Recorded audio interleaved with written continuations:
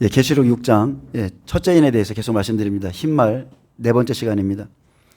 자, 마지막 때 이방인 두 중인과 14만 4천의 사역이 나오는데 그때가 언제인가? 그리고 이들을 통해서 싹이 나온다고 말씀하셨는데 그때는 계시록 6장 1, 2절에 첫 번째 나팔이 떼지면서 인이 떼지죠. 첫 번째 나팔이 부러지면서 나팔이 부러지면서 이제 환란이 시작되는데 그때나 스가랴 6장이나 똑같은 말씀입니다. 그래서 이 부분에 대해서 좀 말씀을 드리겠습니다. 자, 증인은 스가랴 3장에 세 종류로 나눠집니다. 먼저 여호수아, 그리고 싹이 나오죠. 그리고 돌로 나누어집니다. 이렇게 세 부류가 있어요. 증인으로 나갈 자가 세 종류라는 겁니다. 우리 시대는 빌라델비아 교회처럼 100배의 교회, 즉 생명을 준비한 교회가 있는데, 자, 마지막 때 두 증인이 있고 그리고 각 처에 증인이 있을 것이고, 자, 100배들이에요. 그리고 이스라엘 땅에는 14만 4천이 있습니다. 그래서 첫 번째 여호수아는 마지막 때 이방인 두 증인을 예피하고 이방인 두 증인을 마지막 때 여호수아라고 합니다. 자, 싹이 나오는 때는 이스라엘의 증인이 만들어지는 때로, 자, 일곱째 인에서 나오죠. 계시록 8장 3, 4절에 이스라엘 백성들의 향연이 천사의 손에 의해서 하늘로 올라갈 때, 자, 이들이 속죄절에 속죄하고 이들의 기도가 하나님께 올라가면 이스라엘 14만 4천이 나옵니다. 자, 구약은 그림자하고 오실 메시아에 대한 약속이기에 여호수아를 예수님으로 풀어서는 안 됩니다. 쭉 우리가 지금 스가랴 1장부터 이 흐름을 지금 우리가 지금 보았잖아요. 자, 스가랴 6장 1절에서 15절에 보면 싹이 언제 나는가, 싹이 나오는 시기에 대해서 말씀드리겠습니다. 내가 또 눈을 들어본 중 내 병거가 두 산 사이에서 나왔는데 그 산은 구리산이더라. 첫째 병거는 붉은 말들이, 둘째 병거는 검은 말들이, 셋째 병거는 흰 말들이, 넷째 병거는 어룽지고 건장한 말들이 메었는지라. 내가 내게 말하는 천사에게 물어 이르되 내 주여 이것들이 무엇이니까 하니 천사가 대답하여 이르되 이는 하늘의 네 바람인데, 자, 네 바람이 계시록 7장에 나오죠. 네 바람인데 온 세상의 주 앞에 서 있다가 나가는 것이라 하더라. 검은 말은 북쪽 땅으로 나가고, 자, 검은 말이 무엇을 가져와요? 검은 말은 기근을 가지는 천사죠. 자, 검은 말이 북쪽 땅으로 나가고 흰 말은 그 뒤를 따르고, 자, 흰 말 천사는 증인을 돕는 천사고, 어룽진 말은 남쪽 땅으로 나가고 건장한 말은 나가서 땅에 두루 다니고자 하니 그가 이르되 너희는 여기서 나가서 땅에 두루 다니라 하매 곧 땅에 두루 다니더라. 그가 내게 외쳐 말하 이르되 북쪽으로 나간 자들이 북쪽에서 내 영을 쉬게 하였느니라. 즉 북쪽에서 내 마음을 시원케 하였느니라 하더라. 구약의 예표와 실제는 차이가 좀 있습니다. 그러나 스가랴 6장은 계시록 6장에 나오는 네 말에 대한 사건입니다.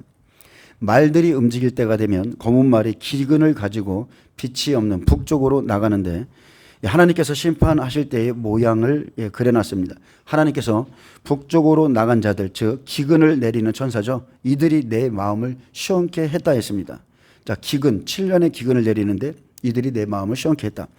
구약은 그림자법이고 실제는 계시록 6장 1절 이하죠. 이것은 심판의 모형이고 검은 말이 북쪽으로 가고 말들이 움직일 때가 되었다는 겁니다. 그러면 9절에 여호와의 말씀이 내게 임하여 이르시되 사로잡힌 자 가운데 바벨론에서부터 돌아온 헬데와 도비야와 여다야가 스바냐의 아들 요시아의 집에 들어갔더니 너는 이날에 그 집에 들어가서 그들에게 받되. 사로잡힌 자 가운데 이스라엘 백성들이 바벨론에서 돌아왔습니다. 그들은 바벨론의 70년 포로 생활 중 미운 물건과 가증한 것을 제하고 돌아왔는데, 이들이 바벨론에서 돌아온 것처럼 십자가 사건 후에 버려진 이스라엘 백성들의 후손들이 돌아올 모양이죠. 예수님의 죽으심과 부활과 승천 이후에 성령이 임하셨지만 주 70년 이들이 멸망하고 또 1878년 동안 떠돌다가 1945년 자기 땅에 돌아왔으나 아직 율법에 매여 있습니다. 그래서 아직 복음의 빛이 안 들어갔기에 북쪽이죠. 북쪽으로 들어간 말이 시원케 했다고 그랬어요. 자, 11절에 은과 금을 받아 면류관을 만들어 여호사다의 아들 대제사장 여호수아의 머리에 씌우고, 여호수아는 두 증인의 예표입니다. 대제사장 여호수아가 면류관을 쓰고 성을 중건하러 이스라엘 땅에 들어가는데, 자, 100배의 사명이 면류관이고, 일곱 교회 시대가 마칠 때가 되면, 자, 이방인 중 가장 합당한 두 증인이 기름 부음을 받고 세워집니다. 환란의 시작 때에 두 증인의 기름 부음을 받고 면류관을 받은 후에 복음을 가지고 이스라엘로 들어가는 모형이에요. 그래서 말씀을 받고 회개운동이 일어나면 이스라엘의 증인 14만 4천이 기름 부음을 받고 세워집니다.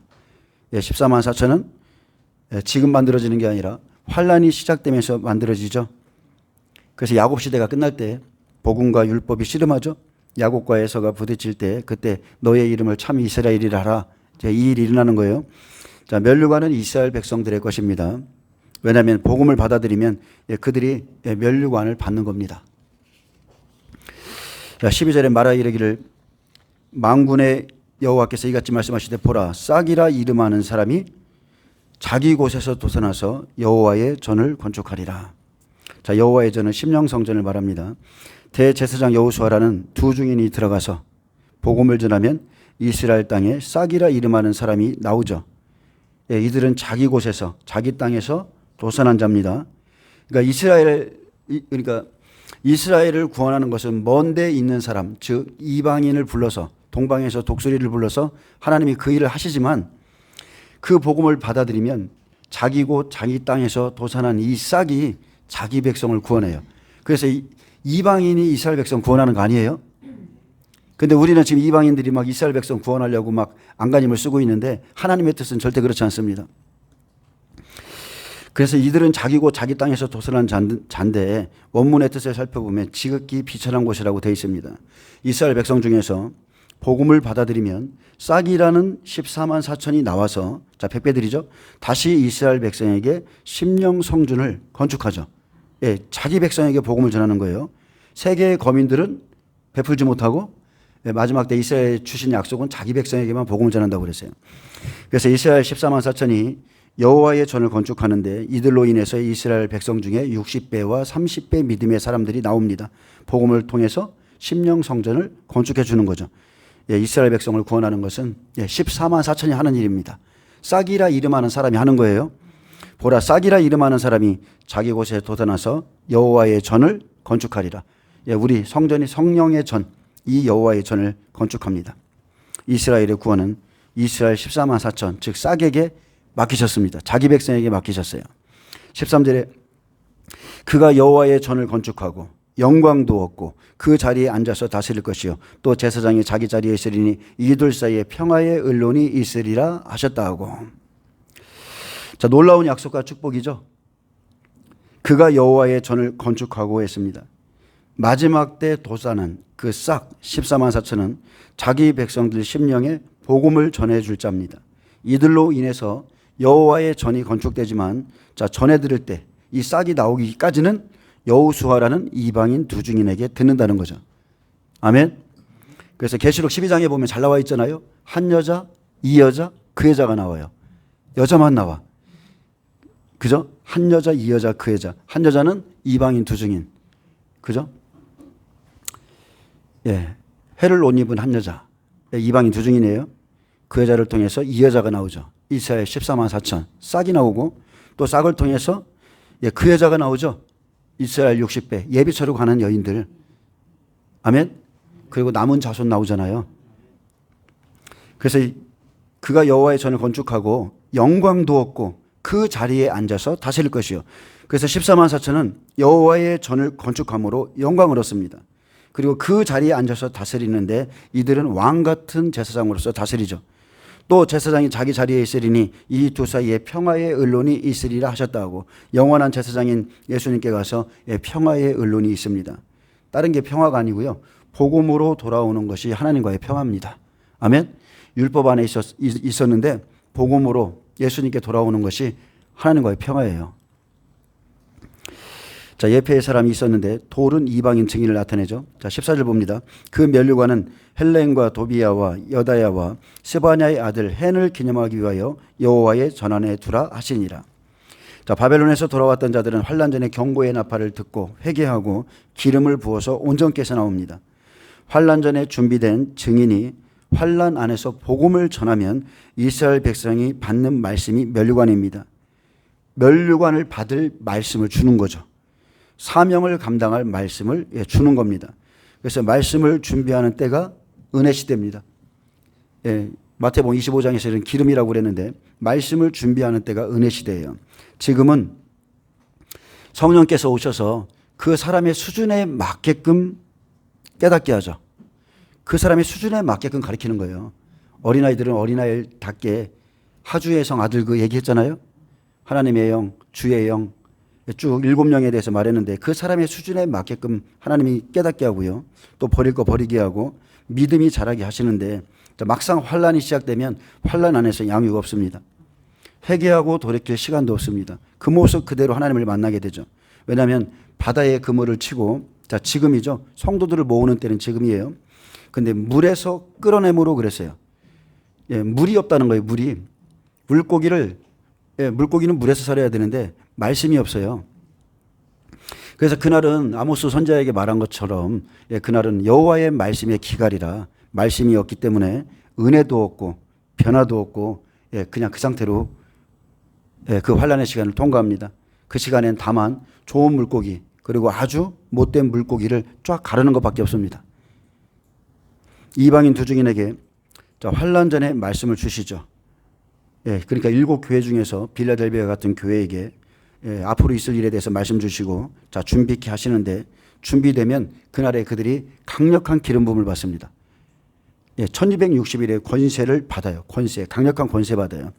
그래서 의의 말씀으로 온전케 회개시키고 정과 흠을 제하심으로 그들의 심령은 안정되고 온유한 심령으로 잘 준비되어 있습니다. 만약에 더러운 옷을 입고 대제사장 여호수아처럼 그날까지 걸어가고 있다면 택함을 받은 자들은 반드시 하나님께서 회개시키고 정결한 흰옷 세마포를 입고 면류관을 쓰는 날이 옵니다. 하나님이 한번 결정하시면 그렇게 되는 겁니다. 지금 우리는 하나님과 원수된 것들이 있는데 세상을 사랑하는 것이 하나님과 원수지만 무엇보다도 하나님과 원수되는 것은 자기 생각입니다. 어린 양의 피로서 애굽에서 구원받는 건 하나님의 공로지만 광야에 들어가는 순간부터는 혼과의 싸움이에요. 자기 혼의 영역에서 하나님의 말씀에 복종하느냐 안 하느냐의 싸움이기 때문에 지금 하나님과 원수되어 있는 것은 우리 생각이죠. 근데 우리 생각이 죽으면 되는 겁니다. 원수는 다른 게 아니에요. 하나님과 원수된 거는 생각이 다른 거예요. 하나님의 생각과 내 생각이 여전히 끝까지 틀려요. 끝까지. 지금이 마지막 때라고 해도 아니라고 이렇게 말하는 분들이 있어요. 교회 안에서 또 형제들의 다툼, 불평, 모든 것 다 이런 것들은 우리의 생각 때문이고 지금 자기 생각이 죽지 않으면 그날에 가서도 그 사람은 죽을 수 없습니다. 생각이 다르기에 순종하지 않기 때문에 원망이 나오고 대적하고 오해하고 미워하고 시기하는데 지금은요 내 생각을 딱 죽이는 것이 순교와도 같습니다. 이게 여러분 제가 이렇게 단순하게 말해서 그렇지 자기의 고집이 있어요. 엄청난 고집이 있습니다. 아주 새 심질보다 더 질긴 고집이 있는데 이 고집을 꺾고 자기의 노선을 바꾸는 것은 결코 쉽지 않습니다. 그래서 하루하루 우리의 생각을 죽이고 또 제하고 죽이는 삶을 살아야 그날에 가서도 나를 포기하고 나를 지워버릴 수가 있습니다. 세상 속담에도 이런 속담이 있습니다. 안에서 새는 바가지는 밖에서도 샌다. 그죠? 실제 그렇습니다. 가정에서 새는 거 나가서도 새고요. 교회에서 새는 거 나가서도 셉니다. 그래서 교회에서 하나님의 말씀에 복종하지 않는 이가 나가서 복종하겠습니까? 세상에서 복종하겠어요? 그래서 지금 자기 생각을 다 죽이셔야 되고 바울처럼 높아진 모든 것을 배설물로 버릴 줄을 좀 아셔야 됩니다. 우리는 지금 왕의 복음이라는 것을 막 듣고 있습니다. 근데 성경에는 왕의 복음, 종의 복음, 인자의 복음, 독수리의 복음, 다양한 복음이 있어요. 근데 우리는 왕 같은 제사장이야. 왕 같은 제사장으로 살지 않으면서 준비도 안 하면서 그렇게 말하는데 어떻게 보면 그건 잘못된 겁니다. 실제적으로 왕의 복음보다는 주님이 우리에게 원하는 것은 종의 복음이에요. 아멘? 여러분 높아지기 원하십니까? 천국에서 높아지기 원하세요? 종으로서 섬기세요. 자기 목숨을 대속물로 줄여왔다고 그랬죠. 그래서 우리는 종의 복음, 종의 영성을 가져야 됩니다. 종의 기름 부음을 좀 받으셔야 돼요. 왕 같은 제사장 절대 그냥 되지도 않습니다. 마태복음 23장 11절에 너희 중에 큰 자는 너희를 섬기는 자가 되어야 하리라. 누구든지 자기를 높이는 자는 낮아지고 누구든지 자기를 낮추는 자는 높아지리라. 이게 영적인 원리죠. 또 누가복음 17장 7절에 보면 너희 중 누구에게 밭을 갈거나 양을 치거나 하는 종이 있어 밭에서 돌아오면 그더러 곧 와 앉아서 먹으라 말할 자가 있느냐? 도리어 그더러 내 먹을 것을 준비하고 띠를 띠고 내가 먹고 마시는 동안 수종 들고 너는 그 후에 먹고 마시라 하지 않겠느냐? 명한 대로 하였다고 종에게 감사하겠느냐? 이게 주님의 뜻이죠. 이와 같이 너희도 명령받은 것을 다 행한 후에 이르기를 우리는 무익한 종이라 우리가 하여야 할 일을 한 것뿐이라 할지니라. 아멘. 여러분에게 하나님께서 무언가를 명령하시고 여러분이 어려운 가운데 좀 처하실지라도 이런 영성을 가지시면 나를 써주신 거에 감사한 거예요. 그냥 힘들어 죽겠네 이게 아니라 하나님이 나와 같은 사람을 써주신 거에 감사한 거예요. 종의 영성을 가져야 되는데 많은 사람들이 왕의 영성만을 가지고 살려고 합니다. 그렇기에 주 안에서 종이 되라. 종처럼 섬기라 그러면 열딱지가 나죠. 열나는 겁니다. 무익한 종이 되라는 것은 더더욱 열이 받아. 그런 사람들은 하나님의 말씀 앞에 순종하지 않습니다. 절대 복종할 수가 없어요. 지금 이 시대의 말씀으로 여러분은 준비하시고 온전치 못한 것을 회개하고 이렇게 가다 보면 그날에 마지막 기름 부음의 역사가 있습니다. 하나님이 모든 것을 살피고 계시죠? 여러분이 지금 어떻게 하나님을 그 어려운 가운데 있어서 아까 그 찬양처럼 그곳에서 예배하고 어떻게 섬기고 있는지를 보는 거예요. 환경의 변화를 봤습니까, 여러분? 우리는 환경의 변화 안 봤습니다. 하나님의 종, 예를 들어서 구약에 하나님의 종으로 부르심을 받은 사람들이 자기의 맡은 일을 꾸준히 해야 되겠죠. 환경과 아무 상관없어요. 하나님을 섬기는 것은 환경과 아무 상관이 없는 겁니다. 자, 우리가 하나님의 종으로서 기름 부음을 받지 못하면 그는 사역지도 가지지도 못하고요. 그의 믿음의 분량은 잘해봐야 30배, 60배로 끝나는 겁니다. 지금 왕노릇하는 자, 그날에 가서 종으로 갈 수밖에 없고 지금부터 종으로서 하나님을 섬기고 형제를 섬기는 자는 그날에 큰 자가 되는 겁니다. 아멘. 큰 자가 되시길 축복합니다. 자, 스가랴 6장 15절에 먼 데 사람들이 와서 여호와의 전을 건축하리니 만군의 여호와께서 나를 두 증인이죠. 너희에게 보내신 줄을 너희가 알리라. 너희가 만일 너희의 하나님 여호와의 말씀을 들을진대 이같이 되리라. 자, 누가 여호와의 전을 건축합니까? 누가 이스라엘 백성들의 성전을 건축해줘요? 지금 우리 이방인들이 그 일을 하고 있습니까? 우리가 할 수 있는 일이에요? 아닙니다. 하나님의 전을 건축하기 위해서 세례 요한처럼 딱 정해놓은 사람들이 있어요. 먼 데 사람들이 와서 여호와의 전을 건축하는데 계시록 11장에 이방인 두 증인이 1260일의 권세를 받아서 그 일을 이룰 사람들이죠. 만군의 여호와께서 나를 너희에게 보내신 줄을 너희가 알리라. 이사야 64장엔 동방에서 그날의 독수리를 부른다 하셨고 예수님의 초림 어떻습니까? 예루살렘 성에 누가 왔어요? 동방에서 먼 데에서 유대인의 왕으로 나신 이가 어디 있느냐. 이 복음을 전한 것은 동방에서 온 먼 데 사람이었죠. 그는 페르시아 사람이었습니다. 이란이나 이라크, 메소포타미아 그쪽 사람이에요. 자, 너희가 만일 너희의 하나님 여호와의 말씀을 들을진대 이같이 되리라. 두 증인이 전하는 복음을 받아들이면 14만 4천에게 하신 약속같이 됩니다. 싹이라 이름하는 사람이 자기 곳에서 나와 여호와의 전을 건축하고 그래서 지금 여호와의 전을 건축하고 그가 영광을 받는다고 그랬죠. 그래서 이방인 교회 지금 계시록 2, 3장에 기록된 마지막 시대의 교회는 하나님의 뜻을 잘 깨달으셔야 돼요. 지금도 알리야 사역 또 그리고 여러 가지 사역들이 이스라엘을 위해서 지금 막 하고 있는데 성경에 기록된 하나님의 뜻을 잘 깨닫고 사람들의 의를 내세우려고 하지도 말고요. 그죠? 모든 육체는 잠잠하라고 그랬어요. 여호와께서 일어나시는 날을 기다리라고 그랬어요. 그렇기 때문에 마지막 환난의 있을 기근의 때를 준비시키는 게 지금 교회가 해야 될 일이죠. 짐승의 때를 준비시키는 거. 매매할 수 없는 시대. 짐승의 우상에게 경배하는 그 시대. 모든 이방인들이 모든 민족에게 미움을 받고 그리고 환난 속에 들어가는데 교회는 그것을 준비시켜야 돼요. 단순하게 말하면 요셉의 환난을 준비시켜야 돼. 근데 요셉의 환난에 대해서 근심치 않는 종들은 분명히 화가 있다고 그랬습니다. 그래서 이스라엘 할 게 아니라 우리가 지금 무엇을 준비해서 마지막에 구원을 받을까를 여러분 잘 생각하셔야 돼요. 이스라엘은 분명히 하나님이 하신다고 그랬습니다. 내가 하리라. 그의 성전에서 일어나리라. 분명히 말씀했어요. 자, 스가랴 7장 5절에 온 땅의 백성과 제사장들에게 이르라.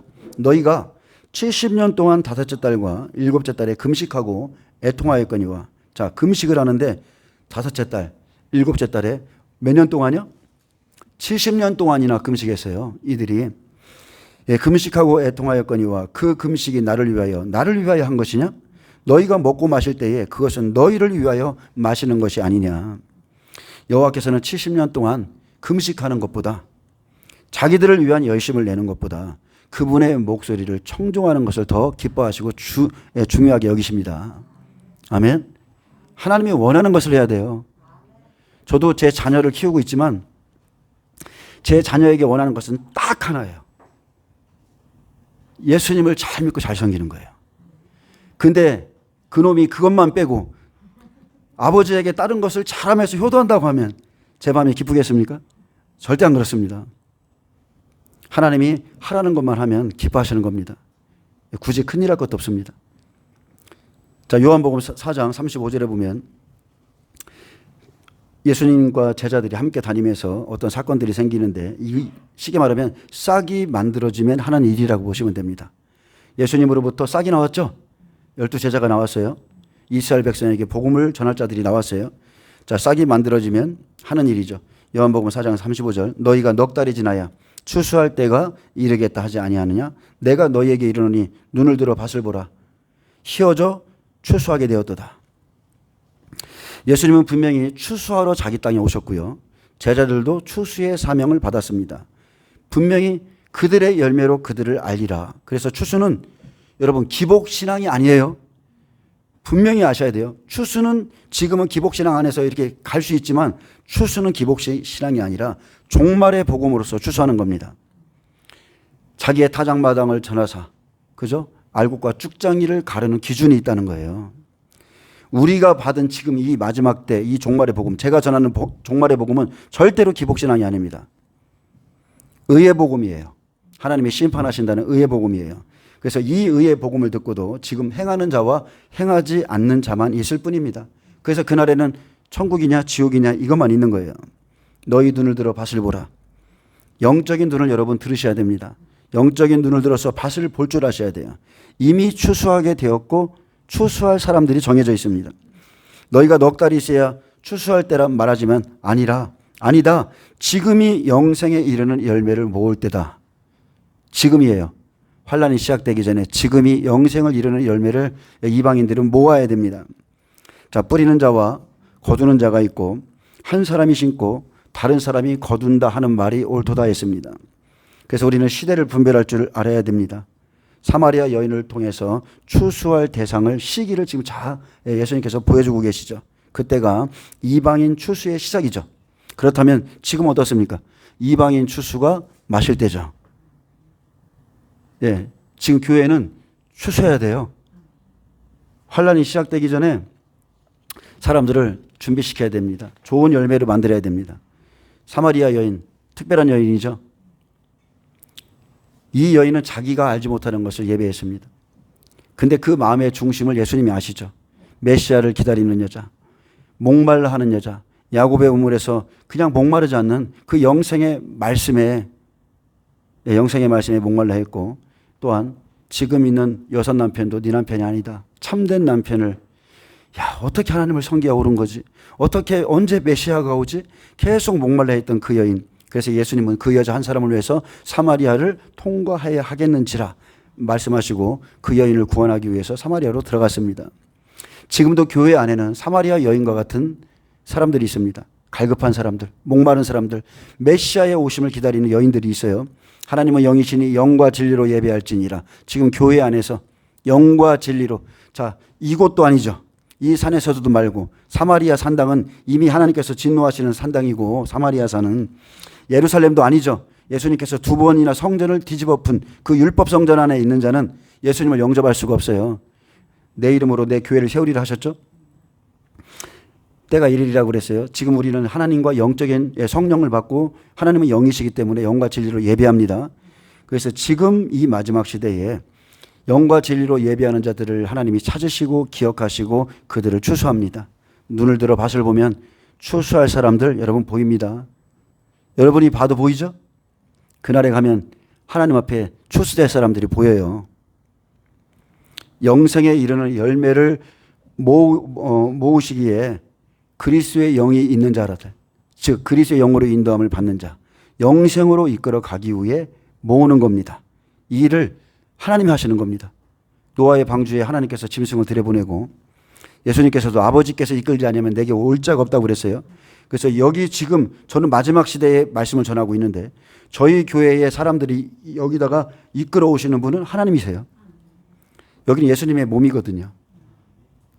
예수님의 신부될 자들, 하나님이 이끌어 오는 겁니다. 그래서 증인이 이런 일들을 하되 자 흰말 천사들과 함께 일하죠.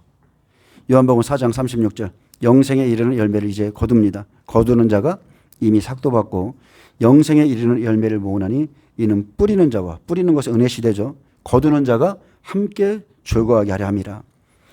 거두는 자, 추수하러 가는 자, 증인들 즉 종말 시대입니다. 초림도 재림도 추수할 때가 종말이에요.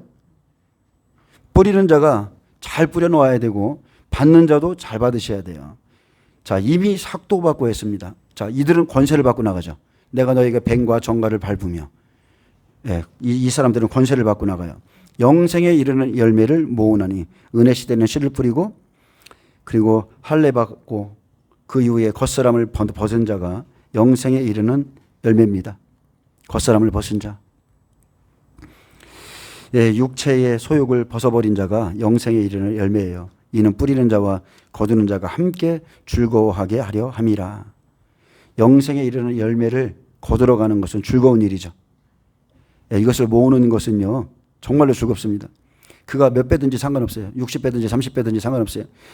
영생에 들어갈 열매를 거두러 가는 것은 즐거운 일이에요. 그런 사람들을 지켜보는 것은 즐겁습니다. 그런즉 한 사람이 심고 다른 사람이 거둔다 하는 말이 옳도다. 내가 너희로 노력하지 아니한 것을 거두러 보내었나니 다른 사람들은 노력하였고 너희는 그들의 노력한 것에 참여하였느니라. 한 사람이 심고 다른 한 사람은 거둡니다. 너희는 누굽니까? 너희 제자들이죠. 백배들, 증인들. 그래서 마지막 때 특별히 이제 마지막 때 증인들인데 이들은 은혜 시대에 씨를 뿌린 적이 없어요. 구약 시대에 뿌려놨고 예수님이 뿌리셨고 그저 함께 거들어 가죠. 자, 이들은 은혜 시대에 씨를 뿌린 적이 없는데 하지만 영생에 이르는 열매를 추수하러 나갑니다. 씨를 뿌릴 때는 노력한 적이 없었습니다. 그래서 누군가는 양육을 잘하는 분들이 있어요. 근데 저는 양육을 잘 못하는 것 같아요. 그냥 거두는 것만 하는 것 같아요. 거두는 것만. 진짜 그런 것 같아요. 말도 뭐 부드럽게 하지도 못하고 기분 나쁘면 막 이렇게 하는 스타일이라 누군가는 뿌려놓고 저는 거두는 것만 하는 것 같아요.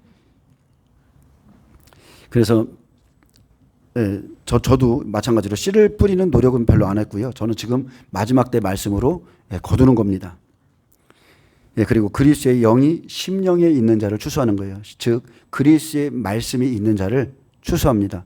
왜냐하면 그들이 말씀 가운데 딸려오거든요. 로마서 8장 9절에 누구든지 그리스도의 영이 없으면 그리스도의 사람이 아니라. 그리스도의 영이 없다는 것. 영이 있어야 하나님의 소리를 듣죠. 거듭남은 지식과 상관없습니다. 그리스도의 영이 오셔야 귀도 열리고 마음도 열리고 또 깨달아지고 그렇기 때문에 하나님의 말씀으로 인도함을 받는 사람들을 추수하는 거예요. 이게 참 희한한 겁니다. 어떤 분은 말씀을 많이 하는 것 같고 참 지식도 많으신 것 같은데 근데 실제 보면 하나님의 말씀으로 인도함을 못 받아요. 못 받습니다. 끝까지 가지도 못합니다. 그래서 이게 굉장히 좀 이게 웃깁니다. 제가 봤을 때. 자, 오늘은 마태복음 10장과 이제 누가복음 10장에 대해서 여러분에게 말씀드릴 건데 마태복음 10장만 하고 누가복음 10장에 대해서는 다음 시간에 하겠습니다. 마태복음은 왕의 복음. 그죠? 증인들이 사역하는 모습이 기록되어 있고 왕의 복음을 통해서 이스라엘 백성들이 구원받습니다. 12제자를 내보내서 그리고 12족속들을 돌아오게 하는 거예요. 돌아오게 하는 겁니다. 자, 증인들이 나갈 때는 반드시 권능을 줍니다. 예수께서 그의 12제자를 부르사 더러운 귀신을 쫓아내며 모든 병과 모든 약한 것을 고치는 권능을 주시니라. 자, 더러운 귀신을 쫓아내는 것, 모든 병, 모든 약한 것을 고치는 권능을 주시는데 특별히 마지막 시대의 증인들에게 주시죠. 먼저 알 것은 마태복음 10장, 누가복음 10장은 마지막 때의 사역입니다. 이 시대의 사역이 아니에요. 그래서 사도행전 1장 8절 오순절에 이 제자들이 권능을 받았습니다. 실제 권능을 받은 것은 오순절날 받았어요. 권능은 증인이 사역할 수 있는 옷을 입혀주는 것과 똑같죠. 천사들이 이 증인들 옆에 붙습니다. 오직 성령이 너희에게 임하시면 너희가 권능을 받고 예루살렘과 온 유대와 사마리아와 땅끝까지 이르러 내 증인이 되리라 하시니라. 성령이 임해야 여러분 권능 받습니다. 성령이 임해야 권능을 받고 증인이 되는데 지금 이 시대는 예수님이 사역하시는 시대죠. 제자들에게 말씀했던 마태복음 10장은 예수님이 사역하는 시대예요. 그래서 제자들에게 권능이 임하지 않았습니다. 자, 십자가의 부활, 승천을 믿는 것뿐만 아니라 분명히 성령이 임해야 권능을 받고 그가 내 증인이 되리라 약속했습니다. 2절 12사도의 이름은 이러하니 베드로라 하는 시몬을 비롯하여 그의 형제 안드레와 세베대의 아들 야고보와 그의 형제 요한, 빌립과 바들로메, 도마와 세리마테, 알페의 아들 야고보와 다데오, 가나나인 시몬과 및 가룟 유다 곧 예수를 판자라. 자, 가룟 유다가 안쓰럽죠. 가장 가까이에서 예수님의 모든 말씀을 들었는데 그는 성령도 받기 전에 스스로 자살했습니다. 예수께서 이 12를 내보내시며 명하여 이르시되 이방인의 길로 가지도 말고 사마리아인의 고을에 들어가지 말고.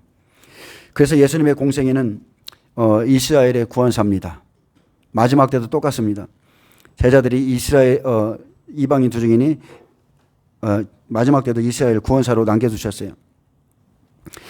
우리가 마태복음 10장을 읽어보면 십자가 사건 전이죠. 십자가 사건 전에 주님의 말씀이에요. 그 시대의 일이 아닙니다. 마지막 한일의 때 있을 일이에요. 마태복음 10장은. 그날에 내가 검을 주러 왔다고 그랬잖아요. 형제가 형제를, 부모가 자식을 죽는데 내어준다고 그랬습니다. 그런 일이 일어나지 않았죠. 마지막 한일의 때 있을 일을 마태복음 10장에 기록해놨습니다. 자, 첫 번째 권능을 받고, 두 번째 이방인의 길로도 가지 말고, 사마리아인의 고을에도 들어가지 말고, 네 번째 차라리 이스라엘 집에 잃어버린 양에게로 가라. 바로 이때입니다. 오순절 성령 받고 주 70년까지만 이스라엘 백성에게 갔죠. 그리고 이방인에게 복음이 전해졌습니다. 그렇다면 12제자를 부르시고 사명을 주시는 것을 지금 비유하심으로 마지막 시대에 이스라엘 증인들이 해야 할 것을 지금 비유로서 말씀하고 있는 겁니다.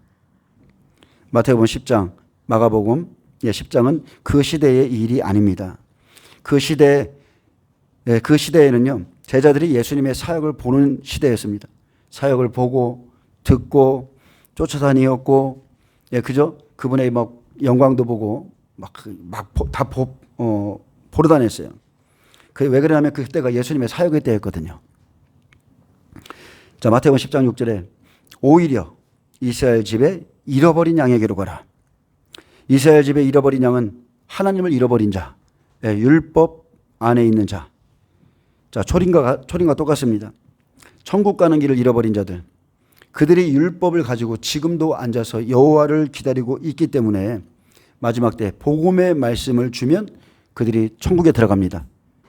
우리가 지금 받은 복음은 천국 복음이죠. 이스라엘 백성들에게 천국 복음이 들어가요. 가면서 전파에 말하되 천국이 가까이 왔다 하고 병든 자를 고치며 죽은 자를 살리며 나병한 자를 깨끗하게 하며 귀신을 쫓아내되 너희가 거저받았으니 거저주어라. 자, 천사들의 사역이 함께합니다. 그래서 계시록에는 마지막 때 일을 기록해놨기 때문에 전부가 다 천사들만 나오는 거예요.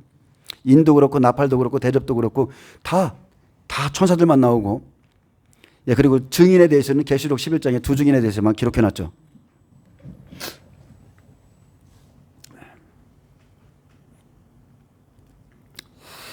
자, 마지막 시대는 사역 가운데 능력이 나타납니다. 말씀 선포에 따르는 능력 사역. 증인들이 능력을 행하죠. 가면서 전파에 말하되 천국이 가까이 왔다라. 그래서 천사들을 통한 표적, 기사가 나타나서 병든 자들을 고칩니다. 영적으로 죽은 자를 살리고 깨끗게 하죠. 너희가 거저 받았으니 거저 주어라. 복음은 여러분 거저 주는 겁니다. 거저 받았기 때문에 거저 주는 거예요. 자, 9절에 너희 전대에 금이나 은이나 동을 가지지 말고. 자, 마지막 시대 성령의 인도함을 받을 때 자, 금이나 은, 동이나 전대 필요 없습니다.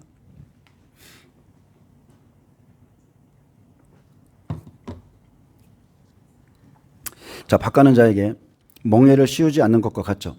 고린도전서 9장에 보면 바울은 자신의 사도직의 권리를 내세우며 우리가 먹고 마실 권리가 없겠느냐 이렇게 말했지만 한 명이라도 더 모으기 위해서 그 권리를 사용하지 않았다고 했습니다. 자, 누가 자기 비용으로 군복무를 하겠느냐? 누가 포도를 심고 그 열매를 따먹지 않겠느냐? 누가 양떼를 기르고 그 양떼의 젖을 먹지 않겠느냐? 모세의 율법에 곡식을 밟았더는 소에게 망을 씌우지 말라 기록하셨는데 어찌 소들을 위하여 염려하심이냐? 오직 우리를 위하여 말씀하심이 아니냐? 과연 우리를 위하여 말씀하심이 아니냐? 밭가는 자는 소망을 가지고 갈며 곡식 떠는 자는 함께 얻을 소망을 가지고 떠는 것이라. 우리가 너희에게 신령한 것을 뿌렸은즉 너희가 육적인 것을 거두기로 과하다 하겠느냐? 그러나 우리가 이 권리를 쓰지 않고 참는 것은 그리스도의 복음에 아무 장애가 없게 하려 함이라. 성전의 일을 하는 이들은 성전에서 나는 것을 먹으며 제단에서 섬기는 이들은 제단과 함께 나누는 것을 너희가 알지 못하느냐? 이와 같이 주께서도 복음 전하는 자들이 복음으로 말미암아 살리라 명하셨느니라. 아멘. 이게 주님의 뜻입니다. 복음을 가지고 살면 먹고 마시고 여러분 염려할 게 없어요. 아무 염려할 게 없어요. 복음 전하는 자들은요, 복음으로 말미암아 사는 겁니다. 하나님의 말씀을 전하면 모든 게 준비되어 있는데 그걸 믿지 못하기 때문에 주의 종들이 세상 일을 하는 거예요. 그리고 그것이 좋아 보이고 옳다고 생각하고 그것이 아주 잘하고 있는 것처럼 생각하는데 하나님의 입장에서 보면 어이가 없는 일이죠. 내 백성들을, 양떼들을 살리라고 맡겨놨는데 주의 종들이 세상에 나가서 일하고 있다면 이게 말이나 됩니까? 사사기 끝에 미가 제사장과 똑같은 거예요. 그러나 내가 이것을 하나도 쓰지 아니하였고 또 이 말을 쓰는 것은 내게 이같이 하여 달라는 것이 아니라 내가 차라리 죽을지언정 누구든지 내 자랑하는 것을 헛된 대로 돌리지 못하게 하리라. 내가 복음을 전할지라도 자랑할 것이 없으면 내가 부득불 할림이라. 만일 복음을 전하지 아니하면 화가 있을 것이로다. 내가 내 자유로 이것을 행하면 상을 얻으려니와 내가 내 자유로 아니한다 할지라도 나는 사명을 받았노라.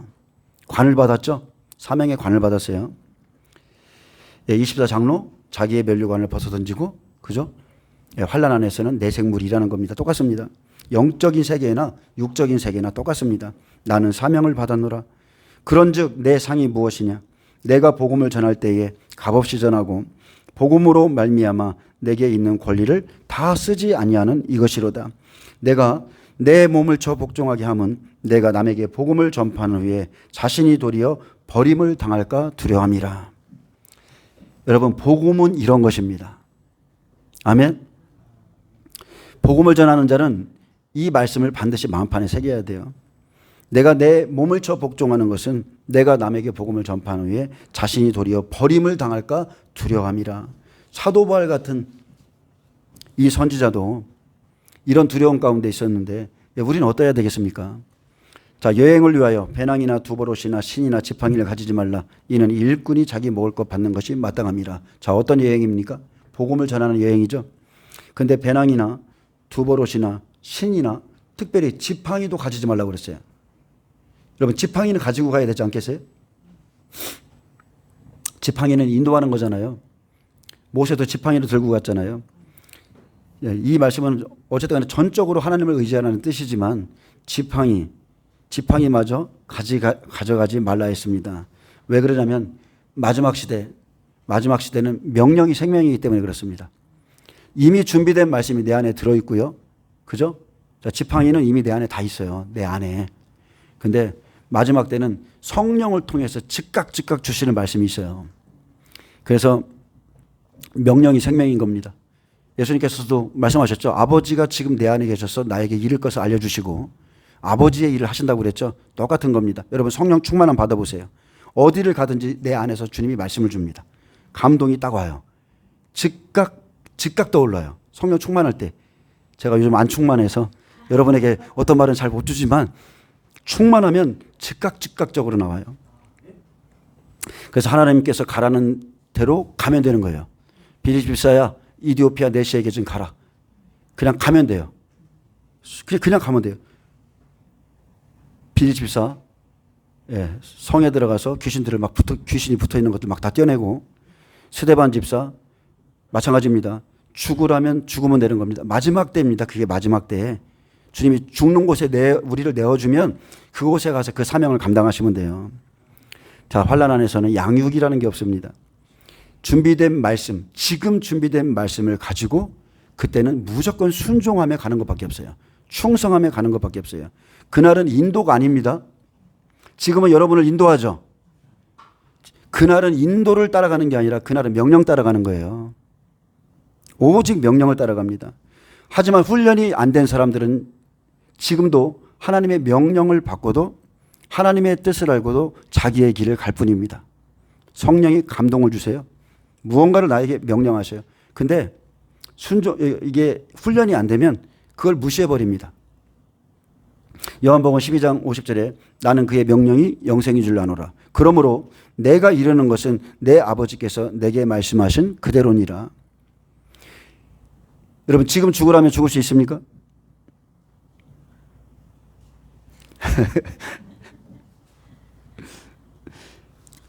내가요, 지금 하나님의 명령을 지켜서 행해 본 적이 없다면 그 사람은 아직 사랑과 은혜의 하나님밖에 모르는 거예요. 여러분, 주의 종들 훈련 받을 때 그렇게 안 받아요. 두려운 하나님을 만납니다. 지키지 않으면 헤어나오지도 못하는 그런 환경에다 딱 집어넣으시고 오직 그분의 명령 따라 움직일 때 하나님이 건져주시는 거예요. 하나님께서 말씀과 음성으로 마음으로 우리에게 무언가를 주시지만 내 생각이나 아니면 내 환경 때문에 지키지 못하는 경우 많습니다. 근데 지금 지키지 않는데 그날에 지킬 수 있습니까?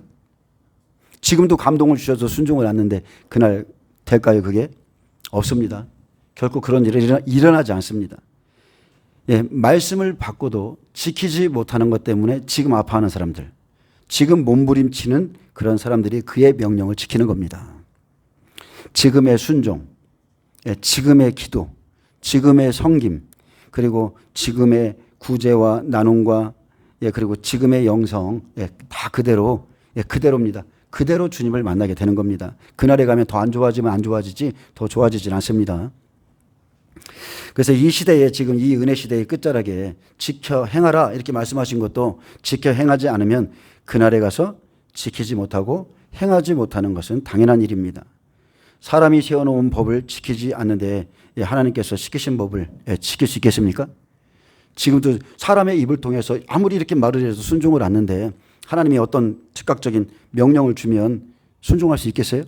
그것도 야, 너 로마에 가면 죽어 라고 알려주셨는데 그래도 내 안에 있는 성령은 가라는 거예요.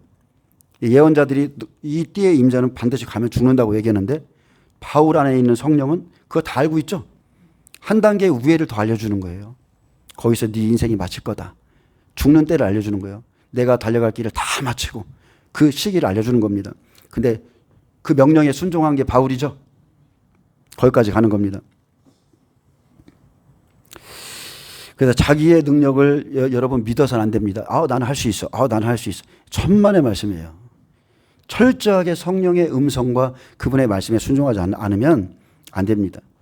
그래서 하나님의 명령을 지켜본 사람이 유익한 겁니다. 도저히 할 수 없는데 하나님이 말씀하셨기 때문에 하는 거예요. 제가 예전에 간증을 했죠.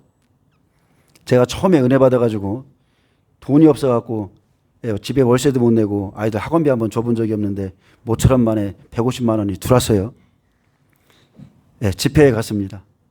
왜 성령님이 나를 건드려? 왜 성령님이 나에게 감동을 주셔? 야, 150만 원을 여기다 헌금해라. 도저히 있을 수 없는 일이 지금 응답이 막 들리는 거예요. 내가 잘못 들었어. 이거 마귀 음성이야. 이거 잘못 들었어. 그래서 이제 도저히 안 돼. 막 감동이 넘어오고 막 마음이 떨리고 이거 확실히 하나님의 음성이 맞아. 맞는데 마음속에서 이제 하나님과 딜을 하고 있죠. 아버지 30만 원만 깎아주세요. 30만 원만. 30만 원만 깎아주면 내가 120만 원 낼게요. 그러다가 좀 이따가 130만 원까지 내겠습니다. 그러다가 나중에 150만 원까지 다 냈어요. 근데 없을 때만 감동이 와. 그 희한하죠? 없을 때만. 근데 순종해보면 순종의 대가를 하나님 알게 해요. 이틀 있다가 냉장고 150만 원짜리가 왔어요. 희한하죠? 순종을 해보면 하나님께서 기뻐하신다는 것을 무언가를 통해서 알려주는 거예요. 예, 어쨌든 간에 그 시대는 명령이 생명입니다. 예수님이 말씀하셨어요. 나는 그의 명령이 영생인 줄 아노라. 그래서 하나님은 지금 자신의 뜻, 자신의 말씀을, 자신의 계획을 그 종들에게 지금 대언하게 하는 겁니다. 그래서 여러분은 지금 순종하고 있습니까? 장차 될 일을 듣고도 예, 우리가 지금 말씀대로 행하고 있습니까? 근데 그날은 순종하는 자만이 삽니다. 자, 교회 안에는 예, 바다처럼 넓은 길이 있고요. 예, 강도 있습니다. 연못도 있습니다. 어항도 있습니다. 예, 좁은 길이죠. 아주 그냥 망망대해처럼 교회 안에 바다 같은 길이 있고 그리고 아주 어항에 갇혀서 사는 것 같은 교회도 있어요. 근데 바다는 자기 마음대로 다녀도 부딪힘이 없죠. 뭐 성도들이 왔다 가든지 말든지 뭐 누가 왔다 갔는지 뭐 했는지 잘 몰라요. 근데 바다에서처럼 제 마음대로 사는 자는요, 부딪힐 것이 없습니다. 자기 신앙이 그래도 괜찮은 줄 착각하고 이리저리 그냥 편안하게 돌아다니면서 예수를 믿으며 삽니다. 그러다 이제 하나님이 이제 은혜가 임해요. 바다보다 이제 좁은 강으로 인도를 하죠. 그러면 이제 부딪히기 시작합니다. 부딪히기 시작할 때 이탈하는 사람들이 나옵니다. 이탈하면 안 되는데 이탈하게 돼요. 그러면 다시 하나님께서 잡아다가 연못으로 집어넣습니다. 거기서 좀 더 이탈해. 얘가 끝까지 말을 안 들어. 너는 어항에 좀 가야 되겠다. 어항으로 집어넣으면 이제 폭이 좁아져서 이러지도 못하고 저러지도 못하고 이제 그런 상황에 들어가요. 근데 이것은 영이 자랄수록 하나님이 그렇게 하십니다. 여러분의 영이 자랄수록 여러분을 좁은 길로 그렇게 찾아서 들어가게 하시는 거예요. 하나님께서 사랑하는 사람을 찾으면 다윗과 같죠. 꼼짝 못할 환경에 집어넣습니다. 대적을 붙이셔가지고 아주 거기 그 광에다 놓고 인도하시죠. 왜냐하면 넓은 데로 가면 좋은 소리만 들으면 이 목사님은 너무 멋져. 이 목사님 여러분 좋은 소리만 들으면요 절대 변화가 일어나지도 않고요. 사람이 영적인 사람으로 절대 안 됩니다. 영적인 사람은 아주 부서지고 깨지고 자빠지고 막 엄청 해야 돼요. 그래야 영적인 사람이 나오는 거예요. 그리고 사람을 붙여봐야 이제 그가 경건해졌는지를 압니다. 부딪혀야 변화되죠. 철이 철을 깎습니다. 부딪혀야 나를 압니다. 부딪혀봐야 내 모습을 보게 되는 거예요. 근데 나는 하나도 못 봐. 조교를 보내서 깨트리고 부서뜨릴 때 그때 이거 막 이러면서 원망하는데 원망할 것이 아닙니다. 그때는 변화되지 못하는 자신을 보면서 아파야 되죠. 하나님께서 순종의 여부를 보기 위해서 어항처럼 좁은 길로 인도하실 때에 힘들다고 포기하거나 좌절하거나 이탈하면 영이 갈수록 죽습니다. 불순종할 때는 영이 죽습니다. 구약에서는 육의 죽음을 보이셨죠? 안식일을 지켜라. 근데 안 지켜. 자, 육의 죽음을 보여주셨어요. 돌로 쳤습니다. 성령 시대 마찬가지입니다. 자, 지켜라. 주의를 거룩히 지켜라. 안 지켜요. 그 사람은 보이진 않지만 영이 죽고 있습니다. 그건 확실한 사실입니다. 영은 죽습니다. 시름시름 거리는 거죠. 중요한 것은 그냥 내 편한 대로 넓은 대로만 다니면 그런 신앙생활을 하면 절대로 변화가 일어나지 않습니다. 대부분의 사람들이 왜 큰 교회를 다닙니까? 그 이유 중 하나가 터치받기 싫은 거예요. 간섭받기 싫은 거예요. 그냥 조용히 다니고 싶다는 거죠. 절대로 변화가 있을 수 없습니다. 말씀을 듣고 그래 이렇게 살아야지 변화된 것 같지만 절대 하나도 변화 안 됐어요. 환경에다 집어넣어야 그 사람을 보는 거예요. 환경에다가. 이런 환경에서도 네가 나를 찬양할 수 있고 영화롭게 할 수 있고 이곳에서 버틸 수 있고 그것을 하나님이 보시는 겁니다. 하나님은 모든 면에서 성도들을 시험합니다. 그들의 믿음을 시험하죠. 하나님과의 관계, 형제들 간의 관계, 이웃 간의 관계. 자, 거듭난 자에게 11조는 축복입니까? 저주입니까? 거듭난 자에게 15월 11조는 말라기서를 통해서 그리고 예수님께서 바리새인 서기관들에게 말씀했죠. 이것도 행하고 저것도 행해야 할지니라. 축복입니다. 축복. 근데 하나님께서 그를 축복하기 위해서 물질에 대해서 시험하실 때 물질의 할례를 받지 못하면 그 말씀이 고통스러워서 야 11조는 안 내도 돼 라고 하는 목회자들의 말씀을 듣고 좋다고 이제 그 말씀을 갖고 와서 방패 삼는 거예요. 방패. 이렇게 유명하신 분이 이렇게 말을 했다. 하나님의 말씀보다 이제 그게 이제 큰 거죠. 근데 시간이 지나보면 압니다. 시간이 지나보면 자, 말씀대로 행한 자는 축복이 오고 시간이 지나보면 피폐함이 와요. 피폐함. 그것은 하나님 말씀대로 되는 거죠. 말씀이 생명이기 때문에 그대로 되는 겁니다. 잠언서 27장 17절에 철이 철을 날카롭게 하는 것 같이 사람이 그의 친구의 얼굴을 빛나게 하느니라. 반드시 철은 철이 있어야 깎입니다. 사람을 붙여봐야 자, 철은 철인데 나보다 더 강한 철이 있어요. 그 사람을 붙여봐야 더 강한 사람을 붙여봐야 그가 경건해졌는지를 알게 되죠. 근데 하나님이 언제나 이러시는 건 아닙니다. 사람을 다듬는 때가 있어요. 때가 있는 겁니다. 하나님은 철에게 철을 붙여주시는데 그렇게 자꾸 부딪혀야 사람이 변화되고 자기 모습 보게 되고 하나님의 뜻을 쫓게 되고 여러분 부딪히고 깨져야 해요. 제대로 나를 보게 됩니다. 지금은 내가 막 무언가를 할 수 있고 영적으로 성장하고 누군가에게 조언을 해줄 수 있을 것 같죠? 아닙니다. 내가 그 환경 속에 직접 들어가 보면 아 나도 이렇구나. 내가 이런 사람이구나. 그리고 내가 변하지 않으면 변하지 않는 그 사람 주위에 있으면 골치 아파집니다. 다 고통받습니다. 이해되시죠? 하나님이 나를 사랑하시면 내 주위의 사람들이 다 이제 고통받는 거예요. 자, 처음 시작은 선지자 시대였습니다. 마지막 시대 선지자 시대입니다. 선지자들의 말을 듣는 겁니다. 그래서 증인의 말은요. 하나님의 말씀이기에 명령은 생명인 겁니다. 아멘. 하나님은 그분의 말씀을 대언할 자들을 찾고 계세요. 증인을 그래서 사람으로 보지 말고 그 사람들이 전하는 말씀을 하나님으로 보고서 그냥 순종하면 되는 겁니다.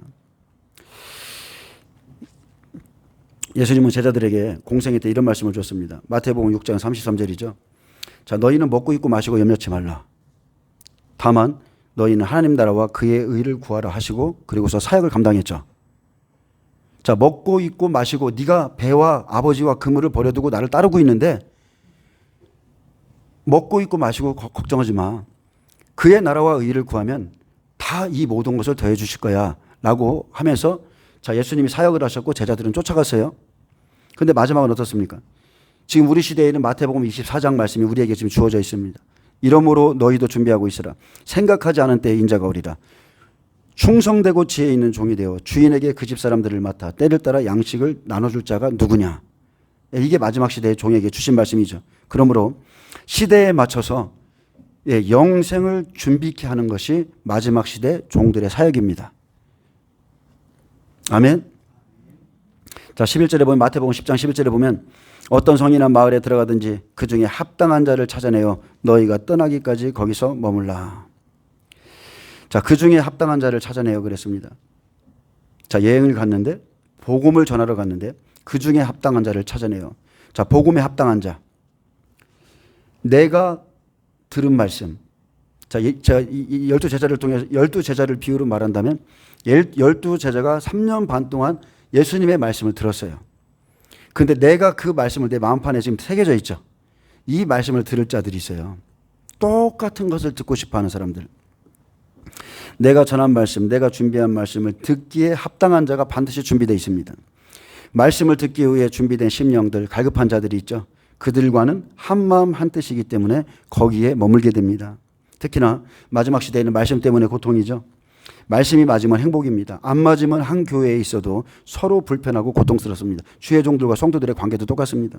초림의 예수님의 말씀, 말씀 받을 합당한 자들을 찾기 위해서 끊임없이 돌아다녔지만 재림 때는 틀려지죠. 예수님의 재림 때는 반대입니다. 따라오는 겁니다. 그들이 갖고 있는 말씀, 은혜 시대의 말씀, 자기 마음 안에 깔려있는 그 기존의 말씀을 걷어내야만 마지막 때 말씀이 들어갑니다. 저도 마지막 때 말씀을 봤는데 1년 넘게 고통스러웠어요. 계시록의 말씀을 배울 때 미치겠는 거예요. 나는 분명히 사랑과 은혜의 하나님, 기름 부음의 하나님, 막 내 안에서 막 요동치고 막 표적과 기사를 일으키시는 그런 하나님을 믿고 따라왔는데 어느 날 갑자기 이 두루마리의 말씀을 먹어라 그러면서 저도 3년을 배웠잖아요. 미치겠는 거예요. 내 안에 있는 깔려 있는 게 이게 안 되는 거예요. 은혜의 말씀과 심판의 말씀이 부딪혀서 제 자신도 굉장히 힘들었거든요.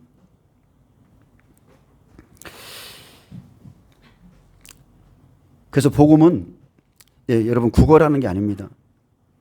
복음이라는 것은요, 가치를 발견한 자들이 따라오는 거예요. 이 말씀이 옳다, 이 말씀이 맞다, 이 말씀이 이 시대의 말씀이다 라고 믿음에 따라오는 거예요. 자, 십자가 사건 이후에 디베라 바닷가에서 고기 잡는 어부인 베드로에게 예수님이 나타나셔서 명령했습니다. 베드로야, 그물을 오른편에 던지라. 자, 3년 전에 베드로라고 한번 생각해 보세요. 3년 전에 베드로. 완전히 뱃사람으로서 그에게는 고기 잡는 아주 지식이 충만하죠. 그전에는 그는 왼편에 던지던 기존의 방식이 있었어요. 늘 왼편에 던져. 여기다 던져야지. 근데 예수님이 오셔서 오른편에 그물을 던지라 그러니까, 자, 그물을 걷어 올리는 것은 내 생각과 지식을 걷어내는 거죠. 이게 죽을 맛인 겁니다. 내 생각, 내 경험으로는 분명히 이게 맞는데, 내 지식인데 이걸 걷어내는 것이 아주 죽을 맛인 거예요. 그래서 십자가를 겪으셔야 돼요.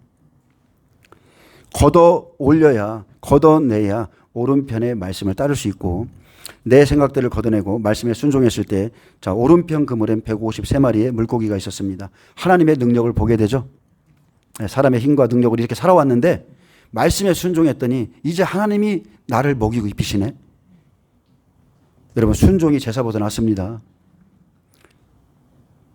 그렇게 건진 물고기, 예수님께 드릴 베드로의 열매죠. 3년 반 만에 베드로가 그렇게 변한 겁니다.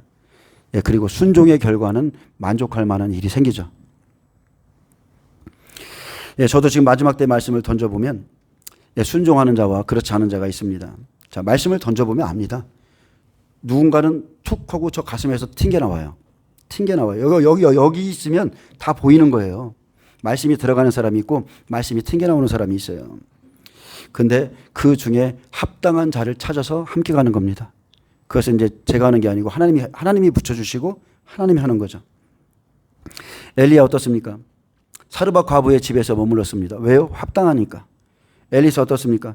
여호와의 말씀을 의지해서, 야, 너를 먹일 자가 있어. 근데 수넴으로 들어가야 돼. 이게 말이나 됩니까? 이스라엘 땅도 아니고. 그래서 여호와의 말씀을 의지해서 수넴 여인을 찾아서 그 집에서 머물렀습니다. 마지막 때 말씀에 합당한 자를 붙여주시죠.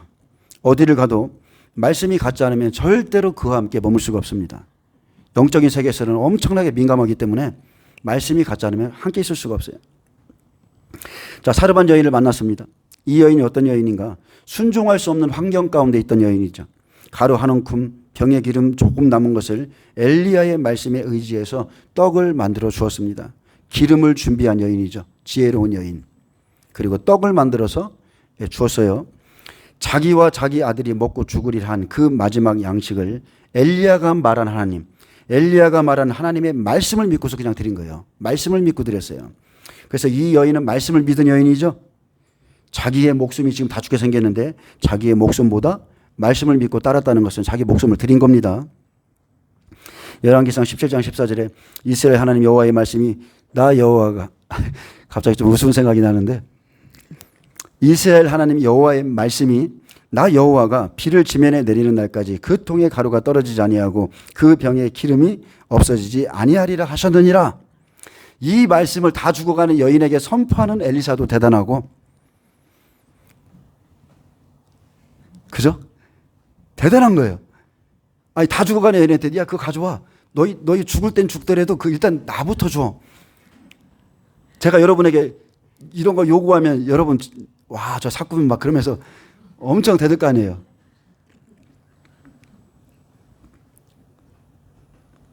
근데 진짜 이 여인이요, 그가 엘리야의 말대로 하였더라 그랬어요. 그가 엘리야의 말대로 하였더니 합당한 자죠. 복음에 합당한 자. 여러분은 이것을 시험 받습니다. 구원은 그냥 이루어지는 게 아닙니다. 그와 엘리야와 그의 식구가 여러 날 먹었더라. 이렇게 먹게 되는 겁니다. 믿음은, 진짜 믿음은 여기서 나와요. 아무리 뭐 선지자 합격하고 어디 가고 교육받고 여러분 다 필요 없습니다. 다 환경 가운데 하나님이 딱 집어넣으시면 환경이 나의 믿음의 근원입니다. 거기서 나오는 겁니다. 이럴 때에도 나를 이렇게 섬길 수 있어? 다 하나님이 하시는 거죠. 12절에 또 그 집에 들어가면서, 자, 합당한 집이죠. 평안하기를 빌라 했습니다. 그런 집은 평안하기를 빌라. 합당한 집을 찾아 들어갈 때 말씀을 받아서 평안하기를 기도해라. 그 집에 합당한 평안을 빌어줍니다. 예레미야는 어떻습니까? 바벨론의 위정자들을 위해서 기도했고요. 자기가 거기로 들어가니까, 어쨌든 그것이 하나님의 뜻이니까 바벨론은 포로로 끌려가면서도 위정자들을 위해서 기도했고, 또 느부갓네살을 위해서도 기도했습니다. 평안하기를 빌라 하신 것은 다 우리 때문이죠. 너희의 평안을 위해서, 평안을 위해서 빌라는 겁니다. 그 집이 이에 합당하면 너희 빈 평안이 거기 임할 것이요, 만일 합당하지 않으면 그 평안이 너희에게 돌아올 것이니라. 자, 그 집사람의 마음이 합당하여 말씀을 받아들이면 평안하고 말씀을 받지 않으면 평안이 없을 것입니다. 빌어준 평안이 그 집에 임하든지 아니면 다시 내게 돌아오든지, 주님의 이름으로 평안을 빌어주는 것은 복된 일입니다. 누구든지 너희를 영접하지도 아니하고 너희 말을 듣지도 아니하거든 그 집이나 성에서 나가 너희 발에 먼지를 떨어버리라. 자, 우리가 전하는 복음과 지금 이 말씀이 맞습니까? 여러분 복음 어떻게 배우셨어요? 저는 처음에 제가 복음 전도 배울 때, 야, 일단 똑똑똑해. 아파트 문 열어. 똑똑똑. 자, 사람이 나와. 일단 다리 한 짝 집어넣어. 다리 집어넣어. 어떻게 해서든지 설득을 시켜야 돼. 어떻게 해서든지 이 사람 복음을 전해야 돼. 근데 이 말씀은 초림 때의 말씀이 아니에요. 초림엔 씨를 뿌리기 위해서 계속 찾아다니고 쫓아다니고, 그들에게 복음을 전하고 막 씨를 뿌리잖아요. 종말은 틀립니다. 복음의 발에 먼지 티끌을 털어버리라. 하나님의 말씀을 받아서 전했는데 그래도 그가 듣지 않으면 털어버리라. 죄를 털어버리라. 누구든지 너희와 너희 말을 듣지 않거든 마음에 두지도 말라 했습니다. 왜 그렇습니까? 이것은 받는 자의 마음의 문제이기 때문에 그렇습니다. 제가 계시록을 전합니다. 근데 여전히 자기 생각대로 살면서 말씀을 믿지 않고 순종치 않는 사람들이 있어요. 근데 시간이 지나면서 느끼는 것이, 야, 이거 굳이 힘들게 케어해 줄 필요가 없구나. 그걸 느끼는 거예요.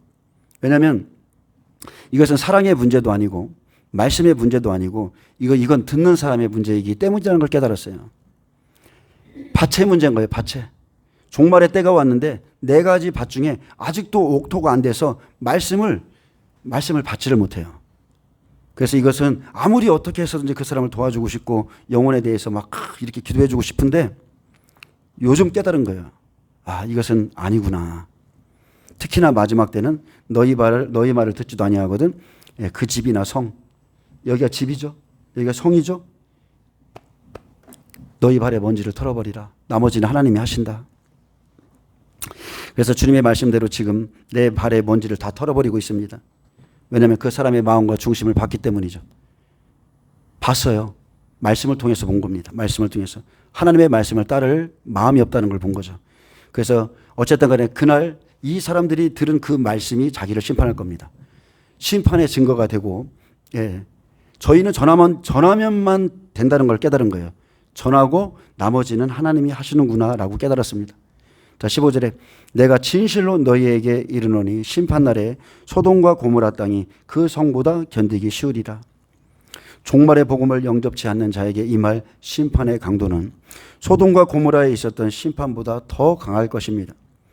소돔성의 유황불이 비오도 쏟아졌는데 이 시대가 그 시대보다 더 강하죠. 전무후무하다고 그랬어요. 이 시대에 임할 심판의 강도는 엄청납니다. 더 강한 심판이 예비되어 있습니다. 베드로 사도는 이제 하늘과 땅은 그 동일한 말씀으로 불사르기 위하여 보호하신 바 되어 경건하지 아니한 사람들의 심판과 멸망의 날까지 보존하여 두신 것이라 했습니다. 우리 앞에는 불심판이 준비되어 있습니다. 불심판입니다.